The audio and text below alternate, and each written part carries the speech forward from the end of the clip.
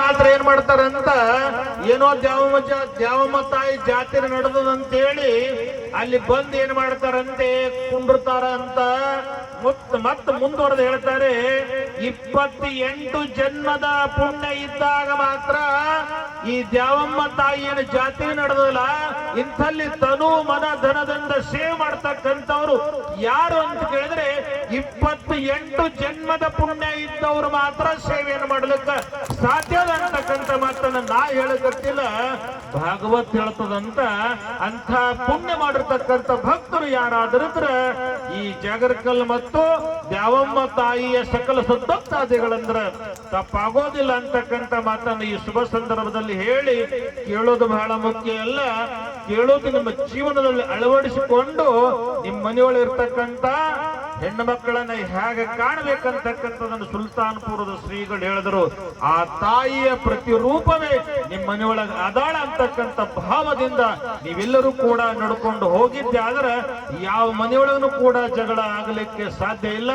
ಆ ತಾಯಿ ಬಗ್ಗೆ ಎಷ್ಟು ಹೇಳಿದ್ರು ಕೂಡ ಕಡಿಮೆನೆ. ಅದ್ಭುತವಾಗಿರ್ತಕ್ಕಂಥ ಶಕ್ತಿ ಆ ತಾಯಿಯಲ್ಲಿ ಅದ. ಅನೇಕ ಉದಾಹರಣೆಗಳನ್ನು ಹೇಳ್ಬಹುದು. ಇದೊಂದು ಉದಾಹರಣೆ ಹೇಳಿ ಮುಗಿಸ್ತೀನಿ. ಹಾಸನದೊಳಗ ಹಾಸನಾಂಬೆ ಅಂತ ದೇವಸ್ಥಾನ ಅದ. ನೀವೆಲ್ಲ ಕೇಳಿರಿ, ನೀವೆಲ್ಲ ನೋಡಿರಿ. ಈಗೆಲ್ಲ ಮಾಧ್ಯಮ ಯುಗ ಇದು.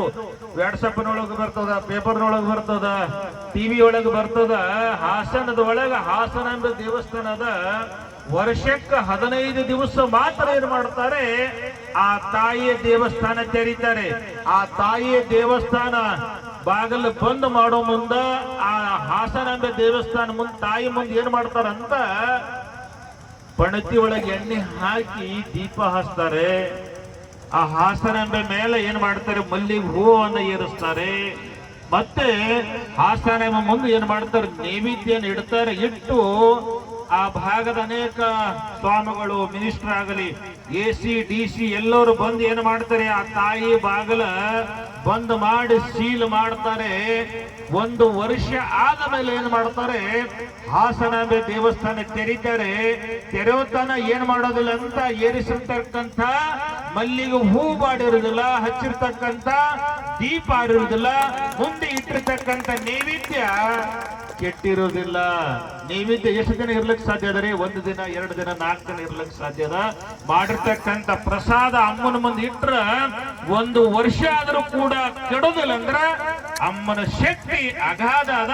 ಅದಕ್ಕೋಸ್ಕರವಾಗಿ ಅಮ್ಮನನ್ನ ನೀವೆಲ್ಲರೂ ಕೂಡ ನಂಬಿದ್ದೆ ಆದ್ರ ಅಮ್ಮ ದ್ಯಾವಮ್ಮ ತಾಯಿ ನಿಮ್ಮನ್ನ ಕೈ ಬಿಡೋದಿಲ್ಲ ಅಂತಕ್ಕಂಥ ಮಾತನ್ನ ಈ ಶುಭ ಸಂದರ್ಭದಲ್ಲಿ ಹೇಳಿ, ಜಾತ್ರೆ ಉದ್ದೇಶನ ಏನಂತ ಕೇಳಿದ್ರೆ ಭಾವೈಕ್ಯತೆಯ ಉದ್ದೇಶ ಅದ. ಇಲ್ಲಿ ಯಾವುದೇ ಜಾತಿ ಮತ ಪಂಥ ಅನ್ನ ಆರಿಸದೆ ನಾವೆಲ್ಲರೂ ಕೂಡ ದ್ಯಾಮವ್ವ ದೇವಿಯ ಭಕ್ತರಂತಕ್ಕಂತೆ ನಿಂತು ಸಕಲ ಭಕ್ತಾದಿಗಳು ಈ ಜಾತ್ರಾ ಮಹೋತ್ಸವವನ್ನ ಯಶಸ್ವಿಗೊಳಿಸಿದ್ದೀರಿ.